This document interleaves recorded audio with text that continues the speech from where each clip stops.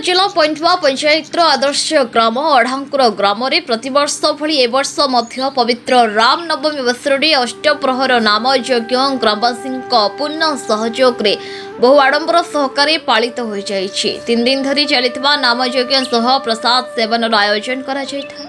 प्राय 10-50 कीर्तन मंडली दूरदूरांतर आसी विभिन्न ढंगरे नाच कीर्तन सह ग्रामर शोभा मेंटेन करिवार देखा मिलता है। निताई गौरव प्रेमी भक्त माने दर्शन करने आसी था।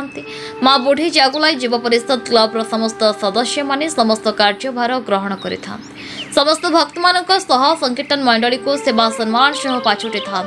सेमानक मध्य थिले भवानीशंकर दास, सौम्य महांती, चितरंजन दास, चितरंजन परिडा, स्मृतिरंजन परिचा, सरला दास परिचा, संग्राम राउत, अनंत महांती, धीरेन्द्र शेठी, विष्णुरंजन राउत, सरोज प्रधान, जगबंधु राउत, पंकज महांती, नारायण राउत प्रमुख प्रति घरे घरे प्रभु भजन कीर्तन माध्यम समस्त भक्त मानक दर्शन दे थांती। भक्त माने प्रभुंक पाखरे मंगल कामना करी शुभ मनासी थांती।